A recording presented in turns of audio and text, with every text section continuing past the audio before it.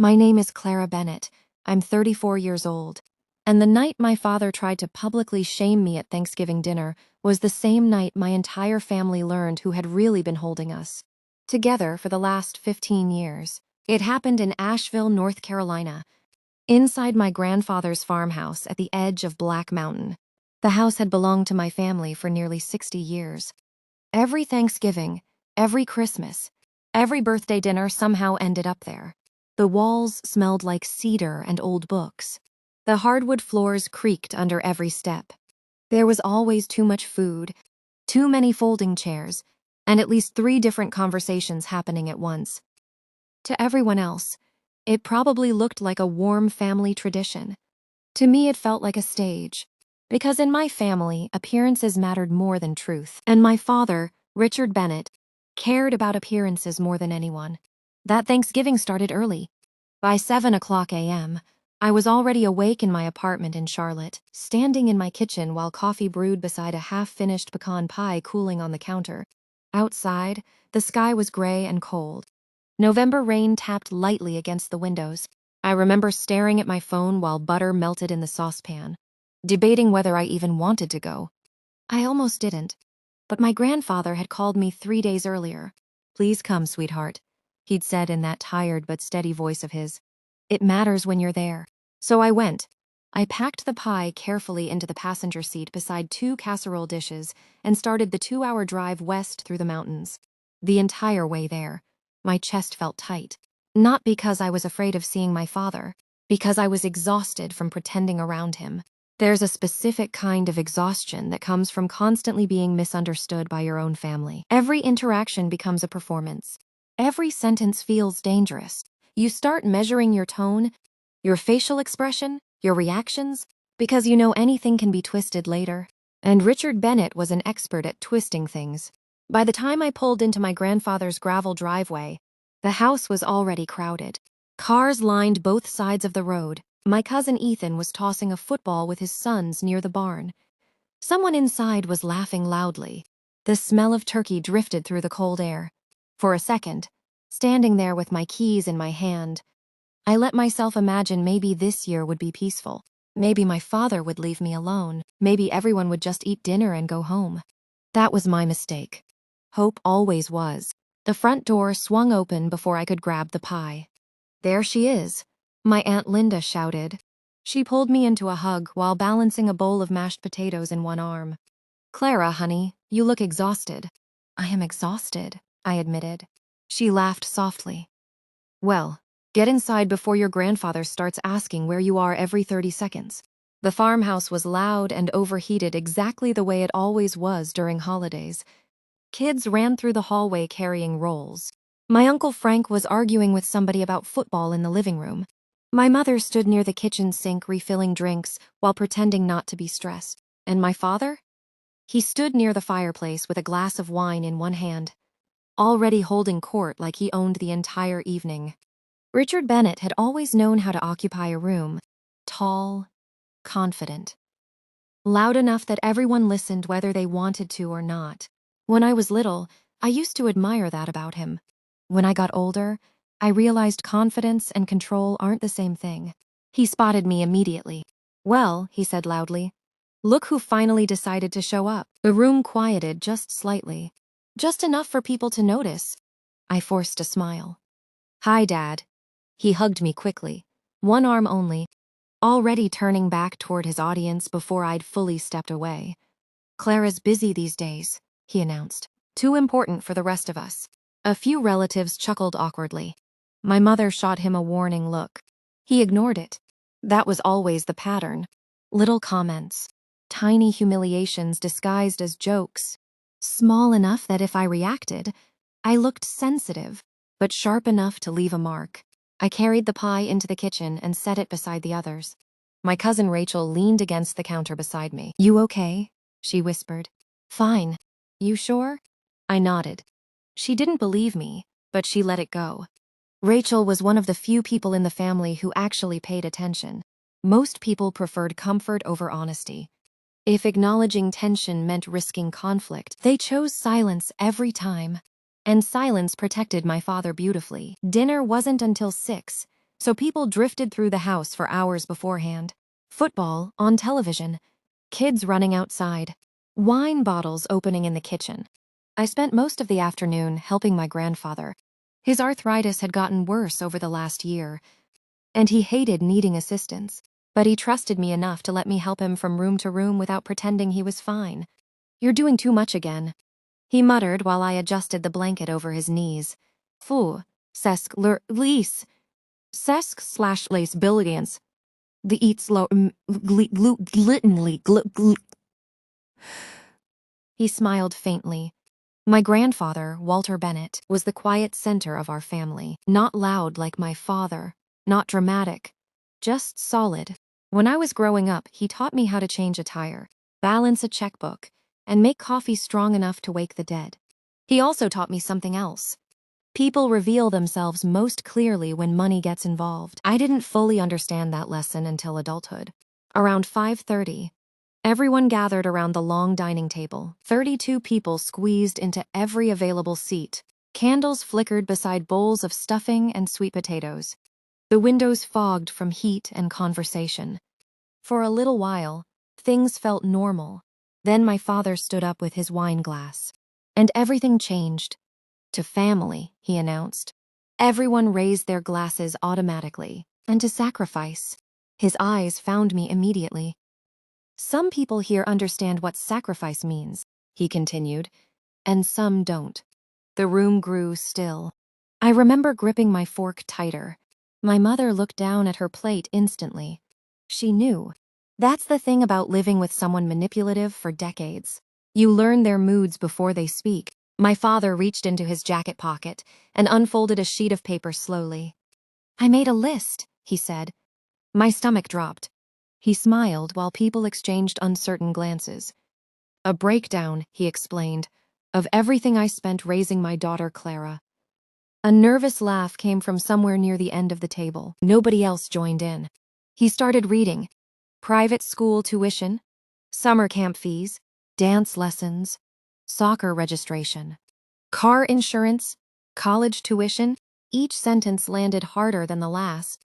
Then he looked directly at me. "Total investment," he said proudly. "Approximately $280,000. Investment, not daughter, not family. Investment." I felt heat rush into my face. "And after all that," he continued, "she barely visits, contributes nothing to this family, and acts like she's too good for the people who sacrificed everything for her." Silence. Absolute silence. I looked around the table. Some relatives stared at their plates. Others avoided eye contact entirely. Nobody defended me. Not one person. And honestly, that hurt worse than my father's speech. Because deep down, everyone knew something was wrong in our family. They just preferred pretending not to notice. My father folded the paper neatly. "I just think gratitude matters," he finished. Then he sat down smiling like he'd delivered something profound. I stared at him for several seconds. The old version of me would have apologized. The younger version. The exhausted version. The girl who spent years trying desperately to keep peace. But something inside me had changed over time. Maybe it was age. Maybe it was burnout. Or maybe I was simply tired of shrinking myself so other people could stay comfortable. I placed my napkin beside my plate carefully. "You paid my college tuition?" I asked quietly. My father smirked. "Every penny." "What year did I leave school?" He frowned slightly. "What kind of question is that?" "A simple one." 2012. I nodded slowly. "And what happened before I left?" His expression tightened immediately. "That's irrelevant." "No," I said calmly. "It's the entire reason I left." Across the table, my Aunt Linda looked confused. My cousin Ethan stopped eating. My father laughed sharply. "Here we go," he said. "Clara always has some excuse." I felt my heartbeat slowing instead of speeding up. Strangely calm, because for the first time in years, I realized I didn't actually need his approval anymore. I reached into my purse and pulled out my phone. My father rolled his eyes dramatically. "Oh, good. Now we're doing theatrics." I ignored him completely. Years earlier, I had created a folder in my phone called Records. At first, it only contained screenshots. Then bank statements, emails, payment confirmations, voicemails, proof. Not because I wanted revenge, because I spent so many years being told events happened differently than I remembered that eventually I needed evidence just to trust myself. I opened the folder. Then I turned my phone toward the table. "These," I said quietly, "are my tuition payments." Several relatives leaned forward. Visible on the screen were transaction receipts stretching across 4 years. Every semester, every payment, every amount, all from my personal checking account. My aunt covered her mouth. "That can't be right," somebody whispered. My father's face changed instantly. Not anger at first. Panic. "That proves nothing," he snapped quickly. "It proves who paid. You manipulated those." I almost laughed. Because people say ridiculous things when the truth corners them. "You want timestamps too?" I asked calmly. "Clara," my mother whispered suddenly. Her voice sounded frightened. "Not for me. For him." That was the moment I understood something painful. My mother had spent years protecting my father from consequences. Not because he deserved it, because she was afraid of what happened if she stopped. My grandfather spoke from the far end of the table. "Richard," he said quietly, "did you lose Clara's college fund gambling?" Every sound in the room disappeared. Even the kids in the hallway had gone quiet. My father stared at him. "Dad, it's a yes or no question." My father's breathing changed. Fast now. Defensive. "You don't understand how much pressure I was under back then." My Aunt Linda blinked hard. "Wait, gambling?" Nobody had known. Not really. There had been rumors years earlier about debt, late payments, a refinance on the house. But my father always explained everything away with confidence. And confident people get believed. Especially men like Richard Bennett. He stood abruptly. "I did what I had to do for this family." "No," I said softly. "I did." The words slipped out before I planned them. But once they were there, I couldn't take them back. And honestly, I didn't want to. I looked around the table slowly. At 19, I worked 40 hours a week while taking classes because debt collectors were calling the house every day. Mom was sick. Dad was hiding bills. Grandpa was helping with groceries because we couldn't afford basics anymore. Faces around the table changed one by one. Shock, confusion, guilt.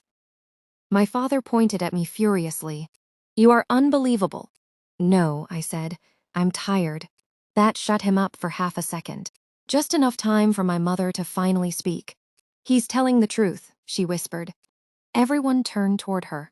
My mother rarely interrupted my father publicly, ever. Her hands shook slightly against the tablecloth. "There was a second mortgage," she admitted quietly. The room exploded. "What? You mortgaged the house?" "Richard, when was this?" Questions crashed together from every direction. My father looked trapped, cornered, exposed. And for the first time in my entire life, I saw fear in his eyes. Not anger. Fear. Because control only works as long as people believe your version of events. Once they stop believing, everything collapses fast. "You're all turning against me," he snapped. Nobody answered. Because nobody actually needed to. The silence itself was the answer. My grandfather stared at him with exhausted disappointment. "I trusted you," he said quietly. That sentence hit harder than anything else in the room. My father grabbed his coat. "This family is unbelievable," he muttered. Then he walked out the front door into the freezing November night. Nobody followed him. Nobody stopped him. The front door slammed hard enough to shake the windows.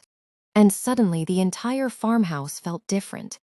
Like pressure had finally broken after years underground. Nobody knew what to say. My little cousin asked quietly if dessert was still happening. Somehow that made several people laugh nervously. My aunt wiped tears from her face. My mother sat motionless, staring at the table. And I felt absolutely nothing at first. No triumph, no satisfaction, just exhaustion. Pure exhaustion. Because exposing the truth doesn't erase years of damage. It just stops the bleeding. Eventually, people started talking quietly again. Small conversations, questions, fragments of memory. My uncle admitted he remembered loaning my father money years ago. My aunt remembered Mom crying in the kitchen once about overdue bills. My cousin remembered hearing arguments about casinos. Tiny pieces, tiny truths, all sitting there for years unnoticed because nobody wanted conflict badly enough to ask questions. That's how dysfunction survives in families. Not through secrecy alone. Through avoidance. Around midnight, most relatives finally left. The farmhouse became quiet, except for dishes clinking softly in the kitchen. I helped my grandfather back toward his bedroom slowly. Halfway down the hallway, he stopped walking. "You okay?" I asked. He looked at me carefully. "You know what hurts most?" he said. "What?" "That you carried this alone." I swallowed hard. I didn't know what else to do. He nodded slowly. "That's the problem with children who grow up too responsible. Eventually, they stop believing anyone will help them." That sentence nearly broke me. Because it was true. Completely true. After he went to bed, I found my mother alone in the kitchen washing dishes. She looked smaller somehow. Older. Tired in a way I'd never fully noticed before. For a long moment, neither of us spoke. Then she said quietly, "I'm sorry." I stared at her. Not because I didn't believe she meant it, because I had wanted those words for so many years that hearing them felt unreal. "You should have said something earlier," I whispered. Tears filled her eyes immediately. "I know. You let him blame me. I know. You let everyone think I abandoned the family." She started crying silently. And suddenly I understood something difficult. My mother wasn't cruel the way my father was. She was weak.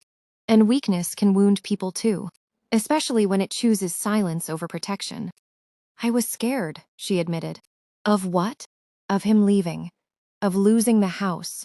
Of making everything worse." I leaned against the counter heavily. "But it was already worse."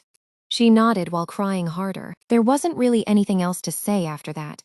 Some damage can't be repaired in a single conversation, even honest ones. I left the farmhouse around 1 in the morning. The mountains were silent and black around the road as I drove back toward Charlotte. Halfway home, my phone started buzzing. Messages from relatives, apologies, questions. Some admitted they'd judged me unfairly for years. Others simply said they were sorry they never asked what really happened. I didn't answer most of them immediately, because healing isn't instant, just because people finally believe you. Trust doesn't magically rebuild overnight. And honestly, part of me was angry that proof had mattered more than my word ever did. That's the painful thing about dysfunctional families. Sometimes they only accept truth when it arrives carrying documents. By the time I reached my apartment, the sun was starting to rise faintly over the city. I sat in my parked car for nearly 10 minutes without moving, thinking about everything: my father, my mother, my grandfather, my childhood. The years I spent trying to hold together a collapsing family while pretending everything was normal. And for the first time in my life, I asked myself a question I should have asked years earlier. What if my job was never to save them? What if my only responsibility was saving myself? That thought scared me, but it also felt strangely peaceful. Over the next few weeks, things in my family changed dramatically. Some relatives stopped speaking to my father entirely. Others tried carefully rebuilding relationships with me. My mother started therapy. My grandfather called me more often just to talk. And my father? For nearly 2 months, he said nothing. No apology, no explanation, just silence.